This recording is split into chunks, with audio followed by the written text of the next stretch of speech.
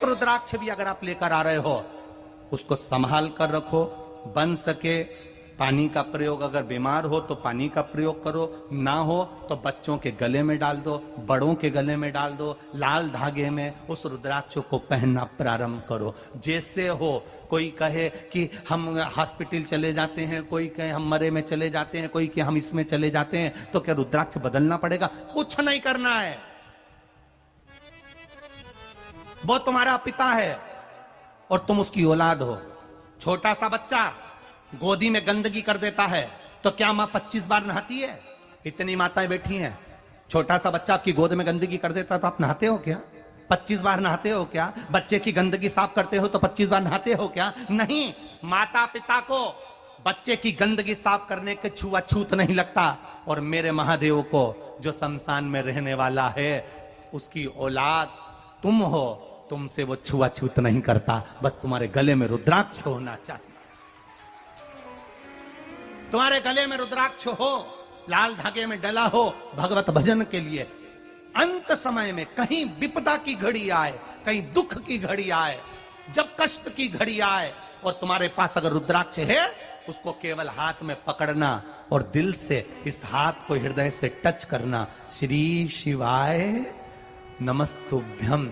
कहीं कितने भी जंगल में खड़े हो, उसको याद करना, मेरा महादेव तुम्हारे पास में खड़ा मिलेगा। वो शिव है, वो घड़ी है, वो साधारण नहीं, वो शिव है। जब हम लाल धागे में रुद्राक्ष को पहनते हैं, कई लोग कहते हैं गुरुजी रुद्राक्ष पहनो तो गुरु मंत्र लेना पड़ता है, गुरु दीक्षा लेना पड़ती है। हम कहते हैं तुम्हें रुद्राक्ष मिल जाए और तुमने गले में पहन लिया तो श्री शिवाय नमस्तुभ्यम बोल के भी पहन लिया तो समझ लेना शंकर जी ने गुरु मंत्र दे दिया और शिव ने स्वीकार कर लिया। जाओ गुरु की शरणागति में, मना नहीं है। गुरु के पास जाओ, उसके पास बैठो, नमन करो, उनसे गुरु दीक्षा का भाव लीजिए, अपना सामर्थ्यता के अनुसार गुरु को कुछ दीजिए। जीवन शरीर दिया है, जब तक बन सके तब तक गुरु। रुद्राक्ष 3 चीजें प्रदान कर रहा है। एक, उत्तम स्वास्थ्य। गले में रुद्राक्ष पड़ा हुआ है, हार्ट कभी कमजोर नहीं होगा, हार्ट चलता रहेगा। एक प्रयास करना।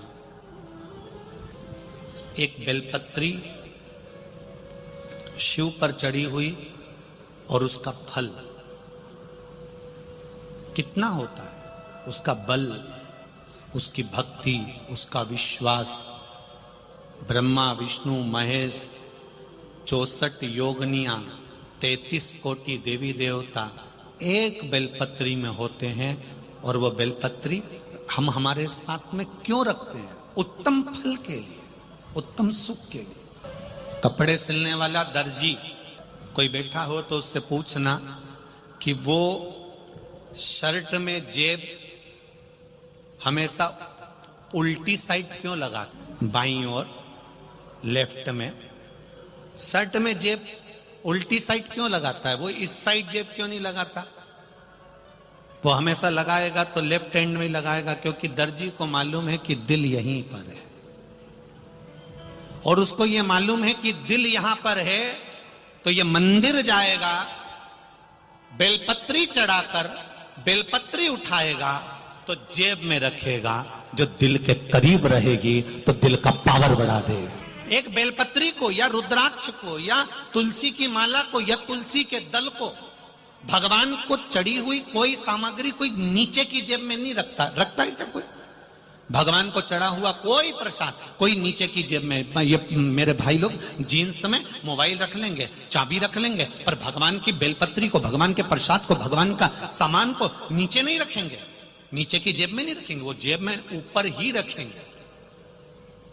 उसी तरह दर्जी को मालूम है कि दिल लेफ्ट में होता है, इसलिए उसने जेब भी लेफ्ट में लगाई कि भगवान का चढ़ा हुआ सामान, भगवान का प्रसाद, भगवान की सामग्री जब लेफ्ट की जेब में ये रखेगा तो थोड़ी देर दिल के पास में रहेगी, तो ये दिल को स्वस्थ बना देगी, ये बीमार नहीं पड़ने देगी, ये निश्चित इसको ब्लॉक नहीं होने देगी।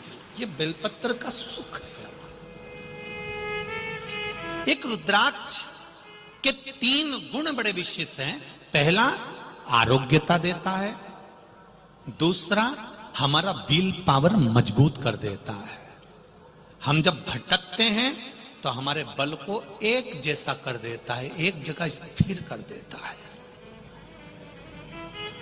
जब आप कोई निर्णय नहीं ले पा रहे हो, 4-5 निर्णय में से एक निर्णय लेना है, तो रुद्राक्ष का जल शिव जी को चढ़ाकर थोड़ी देर पीकर श्री शिवाय नमस्तुभ्यम का जाप करना प्रारंभ करो। पंचाक्षर मंत्र नमः शिवाय बोलो, षडाक्षर मंत्र ओम नमः शिवाय बोलो, या जो मंत्र आप जपते हो, राम कृष्ण जो जपते हो उसका स्मरण करो। थोड़ी देर में आपका मन स्थिर हो जाएगा और एक जगह का निर्णय पूरा करा देगा। रुद्राक्ष हमें स्थिरता प्रदान करता है, आरोग्य दे रहा है, स्थिरता दे रहा है, और रुद्राक्ष हमको विल पावर दे रहा है, बल दे रहा है, सुख दे रहा है। वो भटकने नहीं देगा आपको, सुख की ओर लेकर जाएगा। बस रुद्राक्ष की कोई कीमत नहीं होती। शंकर भगवान के नेत्र अश्रु से प्रकट हुआ है, शिव ने निशुल्क दिया है, उसकी कोई कीमत नहीं। शंकर भगवान पे चढ़ी हुई बेलपत्र की कोई कीमत नहीं लेता, फ्री उठाओ ले जाओ। शिव जी पे चढ़े हुए जल की कोई कीमत नहीं लेता, आप चढ़ा हुआ जल लेकर आचमन कर सकते हो। बाकी के देवी देवताओं पर जो भी चढ़ता है वो कीमत वाला होता है। पीताम्बर चढ़ा 5-1 हजार का जाएगा, 500 का जाएगा, 2000 का जाएगा। 56 भोग लगाए वो भी पैसे किया जाएंगे, सामग्री लाए वो भी पैसे किया जाएगी। पर शिव महापुराण की कथा कहती है शंकर पर चढ़ने वाली वस्तु शंकर भगवान ने पहले ही पृथ्वी को दे दी थी, प्रकृति को दे दी थी। फ्री जल फ्री में मेरे भगवान ने दिया, बेलपत्री का पेड़ मेरे भगवान ने फ्री दिया, भगवान को दुर्वा चढ़ाते हो वो भी भगवान ने फ्री दी, पुष्प चढ़ाते हो वो भी भगवान ने फ्री दिया।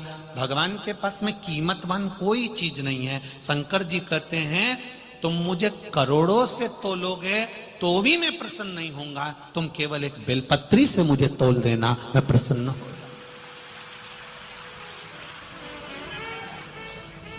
संपदा से परमात्मा कभी प्रसन्न नहीं हुआ, संपदा से भगवान कभी प्रसन्न नहीं होता। मित्रों, पूज्य गुरु जी का उपाय अच्छा लगा हो तो वीडियो को लाइक करें, शेयर करें, कमेंट करें, और चैनल पर पहली बार आए तो चैनल को सब्सक्राइब करने के बाद बेल आइकन दबा दें ताकि आने वाली वीडियो को नोटिफिकेशन आपको तुरंत मिल जाए। वीडियो देखने के लिए धन्यवाद। श्री शिवाय नमस्तुभ्यम। हर हर महादेव, घर घर महादेव।